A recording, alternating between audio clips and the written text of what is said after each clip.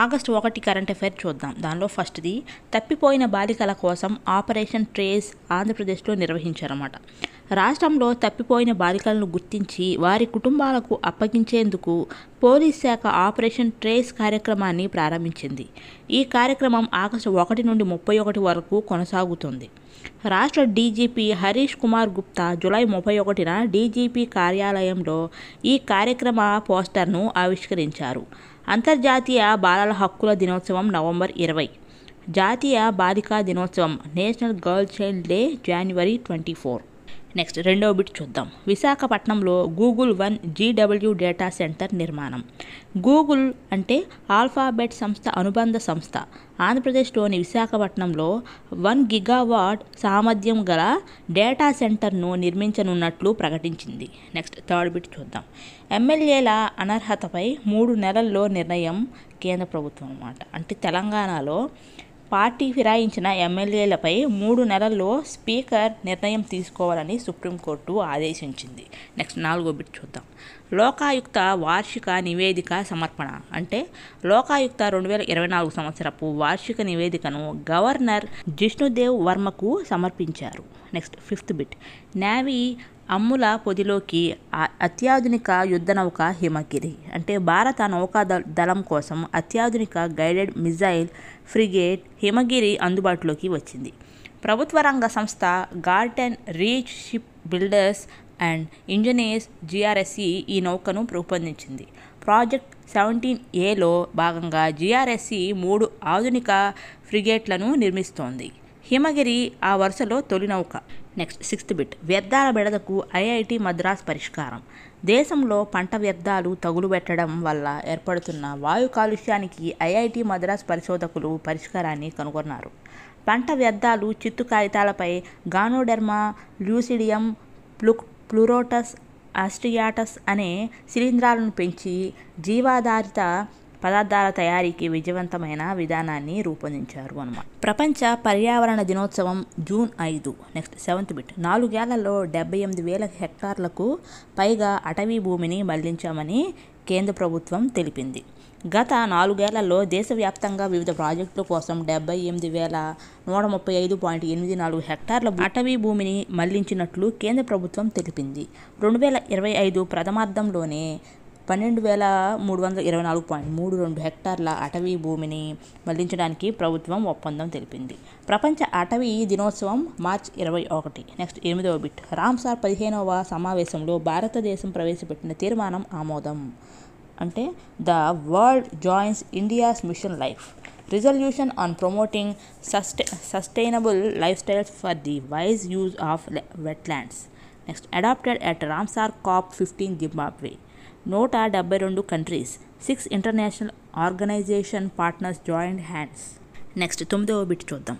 కార్లజార్ గ్రామం అటవీ నిర్వహణలో ఆదర్శం. అంటే 2025లో ఛత్తీస్గఢ్ రాష్ట్రంలోని కార్లజార్ గ్రామం సమాజ ఆధారిత అటవీ నిర్వహణకు అంటే కమ్యూనిటీ ఎల్ఈడి ఫారెస్ట్ మేనేజ్మెంట్ ఒక ఆదర్శంగా నిలిచింది. నెక్స్ట్ 10th బిట్ చూద్దాం. లడఖ్లో సింధు నది కోసం సఫాయి ఆందోళన్ దినం. ఆగస్టు 12ను సఫాయి ఆందోళన్ డే అని అంటారు. నీటి కాలుష్య నియంత్రణ సింధు నది పరిరక్షణ కోసం లడఖ్ ప్రభుత్వం ఆగస్టు 12ని సఫాయి ఆందోళన్ దినంగా ప్రకటించింది. నది పరిరక్షణ కోసం ప్రజలను చైతన్యవంతులను చేయడం ఈ ఆందోళన ముఖ్య లక్ష్యం అన్నమాట.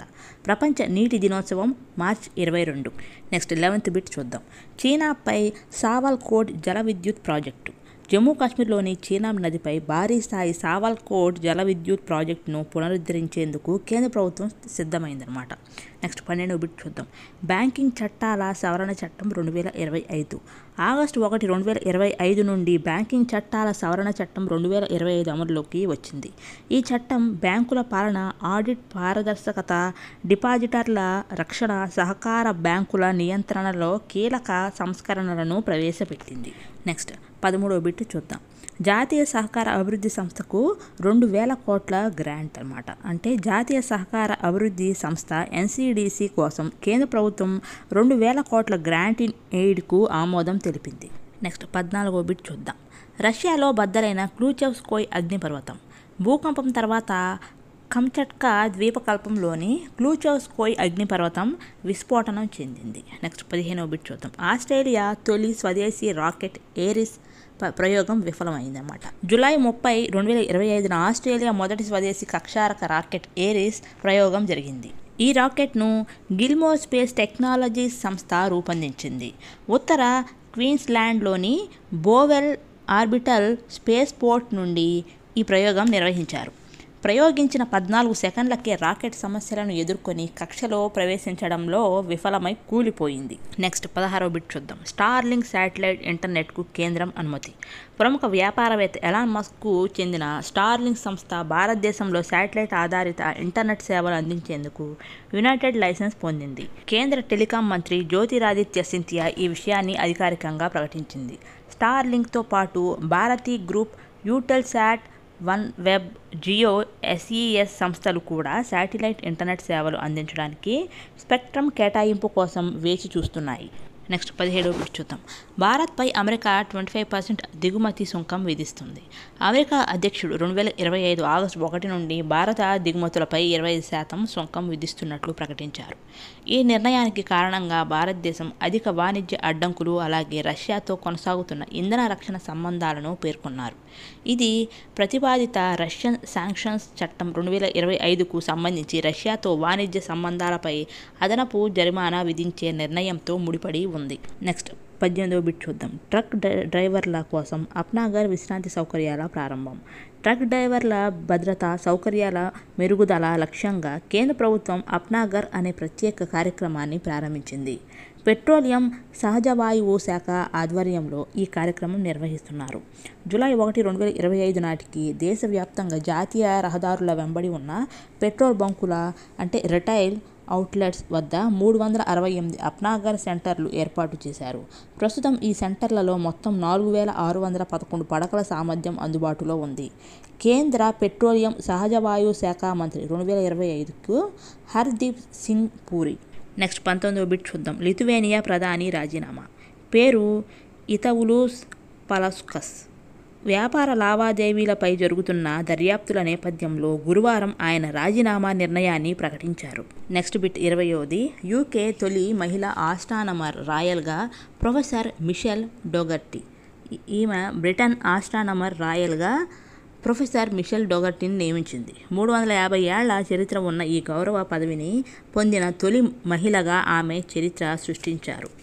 నెక్స్ట్ ప్రపంచంలో తొలి మహిళా అంతరిక్ష యాత్రికురాలు ఎవరంటే వాలెంటీనా తెరెష్కోవా, 1963, సోవియట్ యూనియన్. నెక్స్ట్ భారతదేశ తొలి మహిళా ఖగోళ శాస్త్రవేత్త అన్నామణి వాతావరణ శాస్త్రవేత్తగా కూడా ప్రసిద్ధి. నెక్స్ట్ ఖగోళ శాస్త్ర దినోత్సవం ఎప్పుడు అంటే భారతదేశంలో ఫిబ్రవరి 28 అనమాట, జాతీయ సైన్స్ దినోత్సవ సందర్భంగా. నెక్స్ట్ అంతర్జాతీయంగా ఇంటర్నేషనల్ ఆస్ట్రానమీ డే ఎప్పుడు అంటే ఏప్రిల్ లేదా మే నెలల్లో జరుపుకుంటారు. నెక్స్ట్ 21వ బిట్ చూద్దాం. ఇంఫాల్లో ప్రారంభమైన డ్యూరాండ్ కప్ ఫుట్బాల్ అన్నమాట. దానిలో చూద్దాం. 134వ డ్యూరాండ్ కప్ ఫుట్బాల్ టోర్నమెంట్ మణిపూర్లోని ఇంఫాల్లో ప్రారంభమైంది. గవర్నర్, ఆర్మీ చీఫ్ COS, తూర్పు command general officer commanding in chief GOC-in-C సమక్షంలో ఈ టోర్నీని అధికారికంగా ప్రారంభించారు.